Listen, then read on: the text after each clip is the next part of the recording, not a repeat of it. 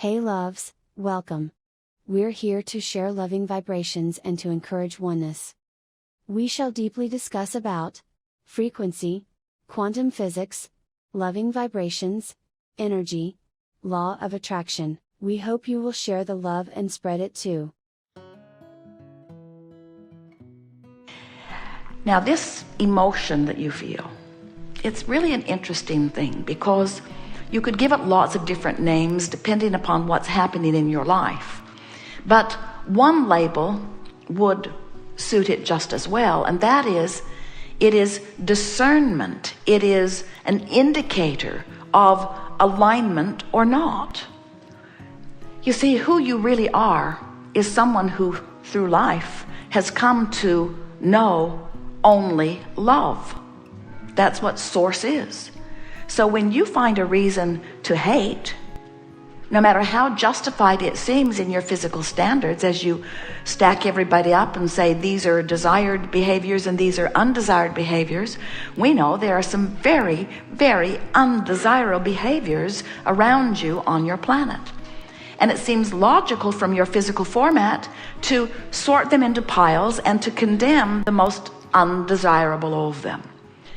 But what happens in the first or last time that you attempted that is that as you proclaim something unwanted, undesirable, and you feel your hatred or your malice or your fear about it, that emotion that you are feeling is not an indication of the degree of badness of your object of attention. It is something so much simpler than that. It is your indicator of your personal internal disagreement with your own source, because source, whether you like it or not, loves those that you hate. Esther said to us, Abraham, come on, you saw that. You don't really love that about that person, do you? And we say, if we cannot find a lovable aspect, we look somewhere else. In other words, we do not stand in a place of pushing against. And the larger part of you does not stand in a place of pushing against. So when you decide that you are going to utilize your emotional guidance system, what you're actually saying is, all right, I get it. I was non-physical energy. I came into this body as an extension of non-physical energy, of source energy, of that which man calls God, for the very express purpose of sifting through variety in order to inspire myself to an awareness of further expansion. Is that right? We say, yes, that's exactly right. And then you say, all right, so I'm in my physical body. I'm sorting through the contrast. I know what I don't want. I give birth to what I do want, but I can't easily focus on what I do want because it's a new vibration. Is that right?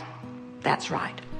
And it's easier for me to focus upon what I don't want because I do that more often. We say, that's right. But right there, you have the ability to lean in the direction of what you do want. And here is the best reason that we can ever give you for deciding to do that.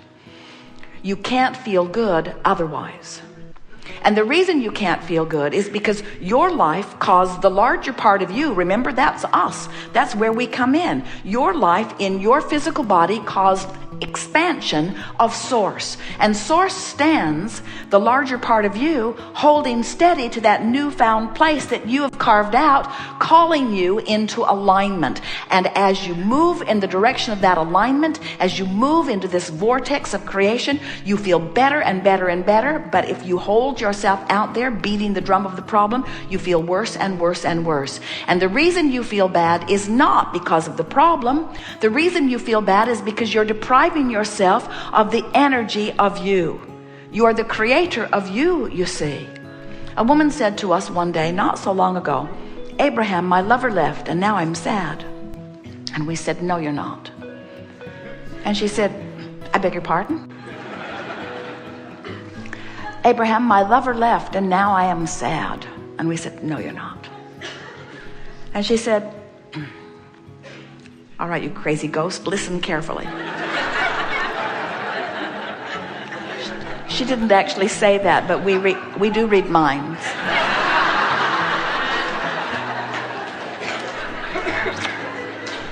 Abraham, I wasn't sad. My lover left, and now I am sad. I am sad because my lover left. And we said, you are sad because in your relationship with this person, in knowing what you don't want, you created a vibrational relationship that is really what you want. And as you focus upon the absence of your lover, you deprive yourself of vibrational alignment with who you really are. You're sad because you're not up to speed with who you are, and you're blaming it on the fact that your lover left.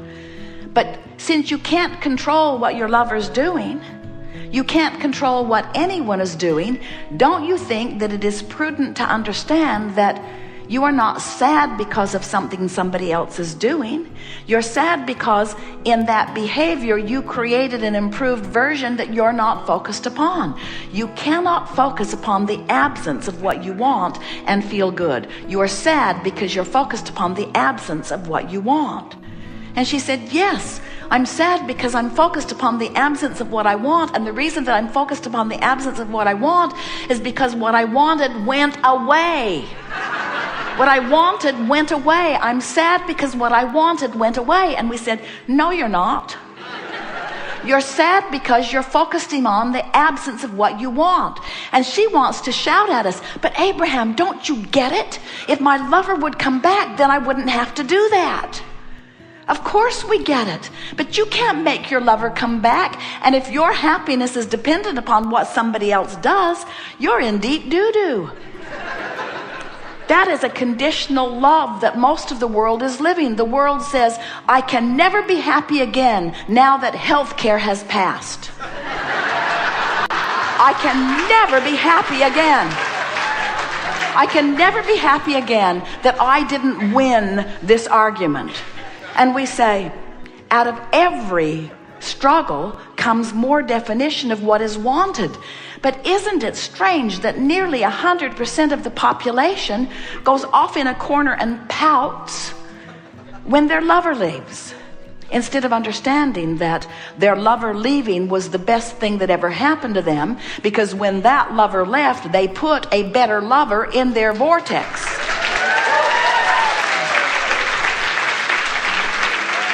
And they are sad right now. They are sad right now because they are vibrationally discordant to the better lover that they put into their vortex.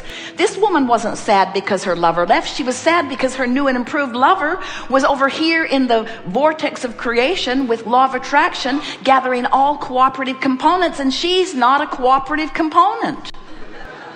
And she thinks that she cannot be a cooperative component until her lover shows up. And we say your lover cannot show up until you become a cooperative component. And that really is the message of law of attraction.